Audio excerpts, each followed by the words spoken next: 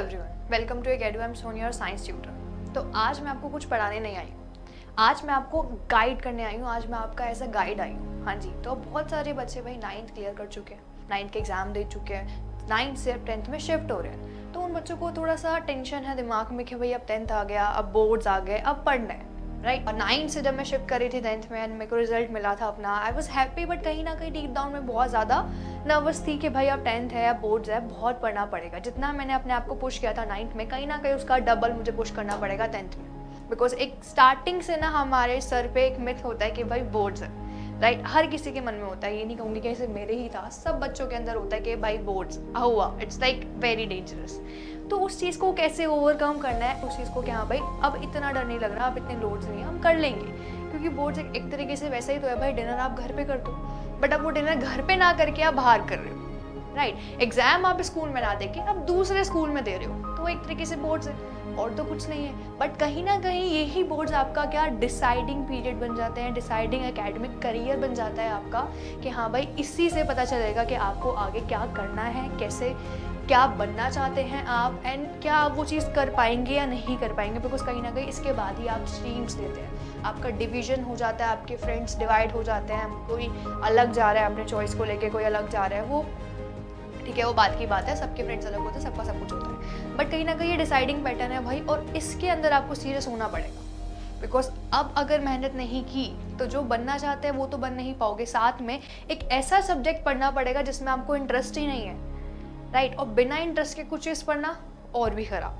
तो उस चीज़ से बचने के लिए आपको अभी से मेहनत करनी है भाई। अब 9th क्लियर हो गया, बच्चों वाली हरकतें गई, अब आपको बड़ा बनना है। अब आपको अपनी स्टडी को खुद से लेना है कि नहीं यार स्टडी करना है, स्टडी आपकी खुद की प्रायोरिटी होनी चाहिए। अब मम्मी पापा के कहने से नहीं पढ़ना, अब खुद से पढ़ना है। अपनी एक प्रायोरिटी, अपना एक टाइम टेबल सेट करो कि भाई अब पढ़ना है। क्योंकि अभी आपने रिसेंटली एग्जाम्स दिए हैं, ठीक है, हमारा पैटर्न बनते बनते बहुत टाइम लग जाता है कि हाँ भाई हमने आज पढ़ाई की, फिर उसके बाद अगेन पढ़ना है। अभी आपने 9th के एग्जाम दिए, आपका वो पैटर्न बन चुका है, आपका वो स्केड्यूल फिक्स हो चुका है पढ़ने का। अभी कुछ दिन से ही आप रिलैक्स्ड हो। अगर आपके एग्जाम्स हो चुके हैं और अगर नहीं भी हुए हैं अभी पूरे कंप्लीट, तो अभी भी आप पढ़ रहे हो, बट वो आपका स्केड्यूल चल रहा है पढ़ाई वाला, तो उसको आपको मिस नहीं करना, उसको आपको इतना गैप नहीं देना कि आपको दोबारा से स्टार्ट करना पड़े। बिकॉज अगर आप समझ सकते हैं मैं क्या कह रही हूँ, कि भाई अगर हम स्टार्टिंग से स्टार्ट करते हैं, अभी भी आपके एग्जाम आए थे 9th के, तो हमने पढ़ना स्टार्ट करा, ठीक है, पर धीरे धीरे करके एक दिन के अंदर आपने पहले पढ़ना स्टार्ट करा, तो आप 1 घंटे ही बैठ पाए, जो कि आपके लिए कहीं ना कहीं बहुत मुश्किल था। 1 घंटे बैठना भी बहुत से लोगों के लिए, तो शायद बहुत से बच्चों के लिए आधा घंटा भी वहाँ बैठना बहुत मुश्किल होगा। तो वो चीज़ धीरे धीरे करके आप उसको 5 आवर्स, 6 आवर्स, इवन बहुत से बच्चे उसको 9 आवर्स तक लेके गए, राइट, पढ़ने के लिए, एग्जाम के लिए। भाई एग्जाम्स है, पढ़ना पड़ेगा। तो वो चीज़, वो जो पैटर्न है आपका, वो जो माइंडसेट बन चुका है, उसको आपको कंटिन्यू ही रखना है। क्योंकि अब भाई अप्रैल से स्टार्ट होने वाली है आपकी न्यू क्लास, आपकी deciding class, right, that is your 10th class. अब वहाँ पर आपको टाइम टेबल बनाना है स्टार्टिंग से, वो जो पूरा स्टडी का पैटर्न है, हर एक दिन आपको पढ़ना है। अब आप बोलोगे मैम अभी तो क्लियर किया है भाई 9th, अब तुरंत क्या जाते साथ ही अप्रैल में स्टार्ट कर दे स्टडीज़? भाई किसने कहा कि आप पूरा स्टार्ट कर दो? हर सब्जेक्ट को टाइम दो, 6-6 घंटे पढ़ो, 5-5 घंटे पढ़ो। मैं ऐसा तो नहीं बोल रही, इतना भी लोड नहीं लेना है, थोड़ा थोड़ा पढ़ना है, रेगुलर पढ़ना है, और उन सब्जेक्ट्स को ज़्यादा पढ़ना है जिनमें आपका डब्बा गुल है। हर किसी का होता है ना एक फोबिया वाला सब्जेक्ट, कि नहीं यार इसके अंदर तो बहुत डर लगता है ना, ये सब्जेक्ट तो उसमें मुझे ले डूबेगा, इसमें तो मार्क्स कम ही आएंगे। उस सब्जेक्ट को लेना है आप, उस सब्जेक्ट को स्कोरिंग बनाना है। बिकॉज जिसमें ज़्यादा डर लगता है, अगर मैं भी अपना लाइफ एक्सपीरियंस बताऊं, जो सब्जेक्ट हम डर के पढ़ते हैं और रेगुलर पढ़ते हैं, उसमें कहीं ना कहीं हम ज़्यादा स्कोर कर लेते हैं। तभी ये रीज़न था मेरे 12th बोर्ड्स में फिजिक्स में ज़्यादा मार्क्स आए थे as compare to biology and chemistry.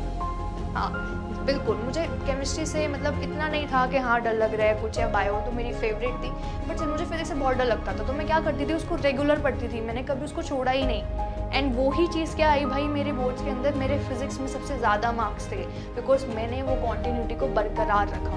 वैसे ही आपको करना है। अप्रैल का जो फर्स्ट मंथ है, आपको उसको एक कॉन्टीन्यूस पैटर्न में लाना है उस सब्जेक्ट के लिए जो आप नहीं पढ़ते हो, या फिर जिससे आपको बहुत ज़्यादा डर लगता है, जो सिर्फ एग्जाम टाइम पे ही आता है और कुछ समझ नहीं आता।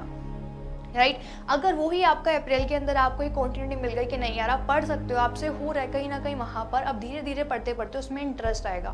बिकॉज यार जिस चीज़ को आप एक महीने से पढ़ रहे हो उसमें इंटरेस्ट बिल्ड ना ऐसा हो ही नहीं सकता। और अगर नहीं हो दैट कहीं ना कहीं आप गलती कर रहे हो उसको पढ़ने में, आप ढंग से उसको पढ़ नहीं रहे, आप उसको समझ के नहीं पढ़ रहे।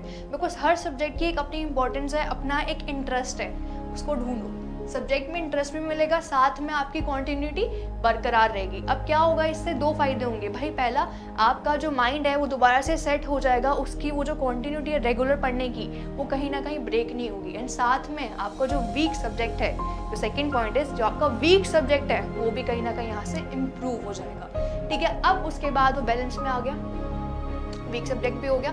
एंड बाकी के जो सब्जेक्ट है जो आपको बहुत पसंद है भाई, इंटरेस्टिंग है वगैरह, अब धीरे धीरे करके उनको भी पढ़ना स्टार्ट कर दो अप्रैल ऑनवर्ड्स। अब आपको क्या करना है, अब जितने भी अप्रैल वाला मंथ गया, आपने आपका वीक सब्जेक्ट पढ़ लिया, बहुत अच्छे से पढ़ा, ठीक है। अब अप्रैल के बाद भाई यूटी स्टार्ट होते हैं, राइट। अब उनके बारे में पढ़ना है, बहुत सारे यूटीज आएंगे, बीच में आपका फर्स्ट सेमेस्टर भी आएगा, फर्स्ट टर्म आएगा, उसके लिए भी आपको प्रिपरेशन करनी है। तो उस टाइम पे वो क्वांटिटी अगर आपकी बरकरार है तो इतना टेंशन नहीं लेना पड़ेगा उस टाइम पे बस फर्स्ट टर्म आ रहा है, पता है जो सब्जेक्ट वीक था वो पहले से ही क्लियर है, ठीक है। अब आपके माइंड को पहले से पता है कि आप पढ़ सकते हो, आप 1 घंटा 2 घंटा बड़े आराम से पढ़ सकते हो, बड़े आराम से फर्स्ट टर्म जाएगा। दिसंबर तक आपका सेकंड टर्म के लिए जो आपको पढ़ना है, बिकॉज भाई फिर प्री बोर्ड्स भी आ जाते हैं, पीरियोडिक्स होंगे आपके, प्री बोर्ड्स होगा, फिर प्रैक्टिकल्स होंगे, सब कुछ है। बिकॉज अब तो कोविड का टाइम चला गया, प्रैक्टिकल वगैरह सब होंगे भाई, हर एक चीज़ मैनेज करना पड़ेगा आपको, राइट। तो उसके अंदर भाई क्या करना है आपको, जैसे आपका फर्स्ट टर्म खत्म होता है, सेकंड टर्म में भी अगेन वही सब्जेक्ट ले लो यार जो आपको बहुत वीक है। अब न्यू अगेन पढ़ना है, 1 मंथ वो ही पढ़ना है आपको सब्जेक्ट, राइट। 1 मंथ वो पढ़ने के बाद दोबारा से कंटिन्यूस कर लो अपने सारे सब्जेक्ट, राइट। सारे सब्जेक्ट दोबारा से कंटिन्यूस। दिसंबर तक आपको पूरा का पूरा सिलेबस खत्म करना है, बाय हुक और बाय क्रुक। अपने आवर्स बढ़ाओ, अपना टाइम टेबल सेट करो, चाहे कुछ भी करो भाई, पार्टीज को स्किप करो, कोई नहीं, एक ही तो साल है ना। 11th में मजे कर लेना, 11th की मार्कशीट कौन देखता है, कोई नहीं देखता ना, उसमें तो सिर्फ नॉर्मल पढ़ना है, बट 10th में तो पढ़ना है ना। उस 11th में जाने के लिए जो आप चाहते हो, जिस स्ट्रीम के अंदर आप जाना चाहते हो, तो 10th में तो पढ़ना है भाई। तो क्या करना है भाई, अब दिसंबर तक पूरा सिलेबस कंप्लीट करना है। एंड मेक श्योर कि भाई आप नवंबर एंड तक ही कर लो, ताकि दिसंबर में आपकी रिवीजन हो जाए। पर अगर दिसंबर में नहीं होता, एक बफर रखते हैं हम कि हाँ चलो 1 मंथ के अंदर बहुत जो आप प्रैक्टिस करना है, या फिर आप मेक श्योर करना कि नवंबर तक ही कर पाओ। अगर नवंबर तक नहीं हो रहा है, बहुत सारे रीजंस आते हैं भाई, हम ह्यूमन बीइंग्स है, कभी भाई की शादी बहन की होती है, वो हम नहीं स्किप कर सकते हैं, राइट। खुद के रिलेटिव्स में या फिर कोई फंक्शन हो गया, कुछ भी होगा, तो वो सब चीज़ को एक बफर रखते हैं, हाँ भाई दिसंबर का मंथ आप वहाँ तक आपको पूरा करना ही करना है। अब दिसंबर में आपका पूरा सिलेबस कंप्लीट, जनवरी सिर्फ रिवीजन। जनवरी में 15 दिन ही मिलने हैं रिवीजन के, जब आपका छुट्टियाँ आती हैं उसमें सिर्फ आपको रिवीजन करना है, राइट।